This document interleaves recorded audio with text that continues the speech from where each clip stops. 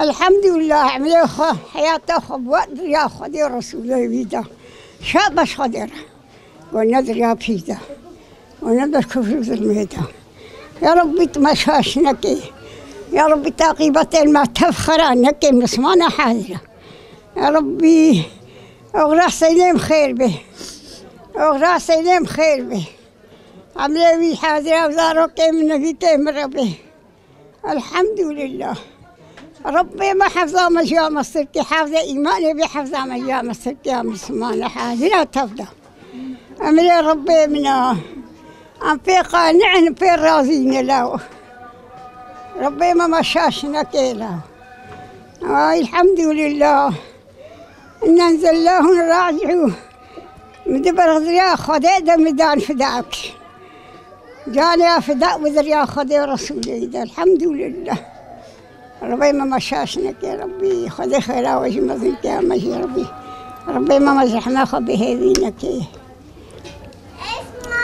نيجي ملاق أحسن يا أخواتكم كتا حبس زندان يا أجمل بومراق ينقف أجمل مراق بوزرد أوي خراب تبون بالناي كوايا من يشل بابو عربي تحفظها ما هم سوانا حافظ الأيام السلكي ولا جادي ما نشفق الحمد لله أمري ربي ما عبدايا ربي مدا ما زنكير أو قرا دا بهالشاي الحمد خذير أو كتوي قرا في دا بري كتوي قرا في دا أمري خطي دا فداك جاني خطي دا فداك الحمد خذير هزار جاري ما نشبهين يا ربي تمشاشنك وما تمجرين نخي تعقيبتي ما تبخر عنك يا ربي مجري ياخذوا النخي ما ياخذ بهيفينك يا ربي الحمد لله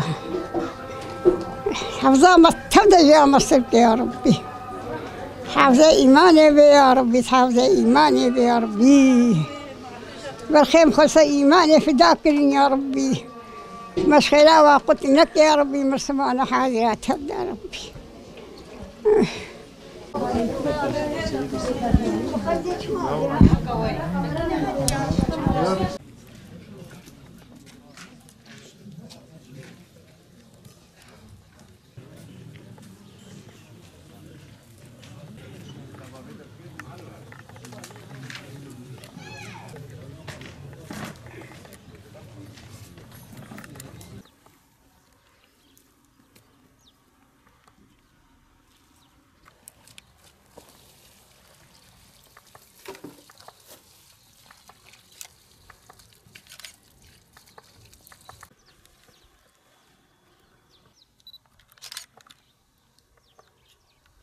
Amcam zaten dışarıda bu son zamanlarda bu tedavi için dışarıya çıktığı için ben gördüm amcamı dışarıda. Daha önce ben hatırlamıyorum, yani onu dışarıda gördüğümü hatırlamıyorum.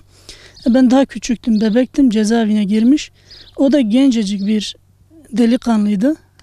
Yani o zamanın FETÖ mağduru olmuştu o da ve cezaevine girdi. O gencecik delikanlı cezaevine girdi ve onu gördüğümde 50 yaşlarında yaşlı bir insan olarak gördüm ve hasta.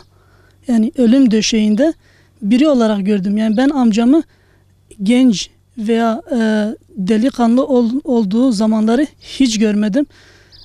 Yaşlı, hasta, yatakta, yatalak ve ölüm döşeğinde onu öyle gördüm ve nihayetinde bu hastalık onun sonu oldu diyebilirim. Allahu Teala dünyada ve ahirette bu hakkı onlara bırakmasın. Bak, bir amcamı devlet aldı, bir amcamı PKK aldı. Yani 86 yaşında babaannem ne yapsın? Yani bu acıya nasıl dayansın? 17 yaşında amcam PKK şehit etti. 24 yaşında FETÖ'cüler amcamı cezaevine kondu ve 50 yaşında o da nihayetinde Allahu Teala onu şehadet mertebinde kabul etsin. Biz şehit olarak kabul ediyoruz. onu öyle görüyoruz. Allah-u Teala da onu öyle görsün ve şehitlik mertebesine koysun. Birini devlet aldı bizden. Yani FETÖ mağdur oldu. Devlet aldı. Yani amcam vefat ederken de hala mahkum olarak vefat etti. Bu ayıp devlete yeterdir. Bu ayıp onlara yeterdir. Yani en azından gönül rahatlığıyla öbür dünyaya yani hür olarak gitseydi belki daha iyi olurdu ama mahkum olarak vefat etti. Bunu bize yaşatanlara Allah-u Teala dünyada ve ahirette hakkımızı bırakmasın.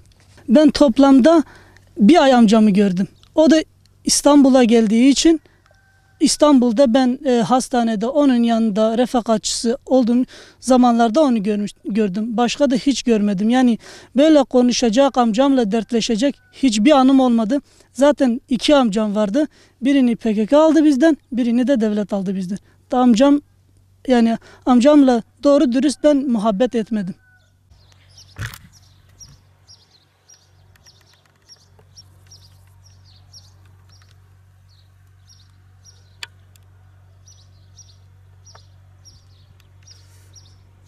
Allah razı olsun.